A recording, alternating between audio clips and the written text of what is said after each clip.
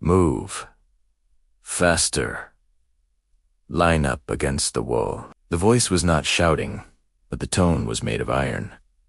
It was a guttural command, spoken in broken German with a heavy American accent, cutting through the damp, cold air of the holding facility. The wooden floorboards creaked under the weight of muddy boots, a sound that echoed like gunshots in the confined space of the requisitioned warehouse. 30 women stood shivering, not just from the biting April chill, but from a terror so deep it felt like it was freezing their blood. They were the defeated.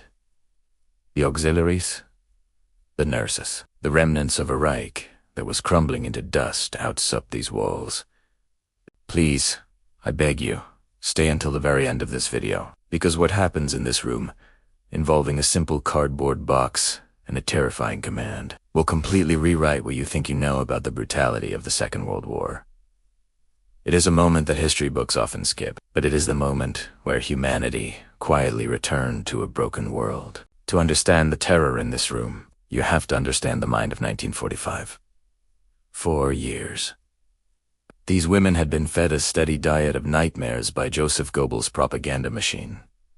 They were told that the Americans were not soldiers, but gangsters. They were told that the Amists were soulless monsters who would defile them, torture them, and discard them like trash. Ilga, a 20-year-old nurse with hollowed cheeks and uniform sleeves that were now too loose for her starving arms, stared at the floor. She dared not look up. Her heart was hammering against her ribs like a trapped bird. "This is it," she whispered inside her own mind. "This is where they make us pay." The room smelled of stale tobacco, wet wool, and the metallic temps of fear. Standing before them were 3 American Gs. They looked gigantic, well-fed. Their uniforms were clean. Their helmets sat low over their eyes, and their jaws moved rhythmically as they chewed gum.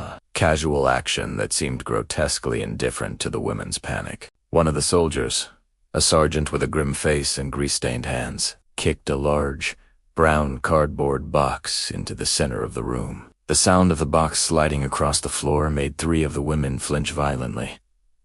They expected a weapon. They expected a whip. They expected the tools of their demise. The sergeant looked at the line of trembling women. He didn't smile.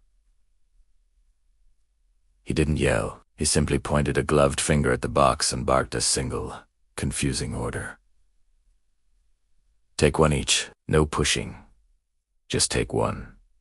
The translation rippled down the line. Nehmen Sie Hitherrains. Confusion mixed with the terror. Take one what? Was seat the pill? Was it a token of shame they had to wear? Was it a final meal before the execution? The ambiguity was agonizing. Helga felt the woman next to her trembling. It was a vibration that traveled through their shoulders, a shared frequency of doom. "Do not move," the woman whispered, her voice barely audible. "If we touch it, they have a reason to shoot." But the sergeant stepped forward, his patience thinning. He grabbed the arm of the first woman in line, an older matron whose gray hair was escaping her. Kapanda shoved her gently but firmly toward the box. "Go on, Mama. Take it." The room held its breath. The matron reached down, her hand shaking so badly she could barely close her fingers. She dipped her hand into the box. She pulled out a small, rectangular object wrapped in white paper. It was heavy, dense. She held it like a grenade. She looked at the American, her eyes wide with a plea for mercy. She didn't know what to do with it. Was she supposed to eat it? Was she supposed to hold it while they marched her outside? "Next!" the soldier yelled. Helga was pushed forward. Her legs felt like they were made of lead. She stumbled toward the box, the eyes of the tall American boring into her. She could smell him now, a mix of engine oil, peppermint, and a strange, sweet soap smell that didn't exist in Germany anymore. She reached into the box. Her fingers brushed against the cold, waxy paper. She grabbed one of the blocks. It felt solid. Hard. Cyanide, she thought. Is this how they do it? Clean and quick. She stepped back into line, clutching the object to her chest. All 30 women now held these mysterious white bricks. The silence in the room was deafening. They stood there, clutching their death sentences, waiting for the order to swallow, or to unwrap, or to die. The sergeant looked at them. He seemed confused by their terror. He exchanged a glance with the other soldier, who just shrugged and adjusted his rifle strap. The disconnect between the two groups was a chasm, one side paralyzed by the lies of the past, the other side just trying to finish a job. Then, the sergeant did something unexpected. He sighed, reached into his own pocket, and pulled out a similar object. He ripped the paper off with a rough tear. A white, creamy substance was revealed. He brought it to his nose and inhaled deeply, closing his eyes for a second. Then, he mimed, scrubbing his face. He rubbed a block against his cheek, then pointed to a door at the back of the warehouse that the women hadn't noticed. Steam was leaking from under the door. The sound of running water hissing. Pressurized water suddenly became audible. "Shower," the American yelled, pointing the block at the door. "Wash." "You?" "Was." Helga looked down at the object in her hand. Her thumb nervous picked at the paper.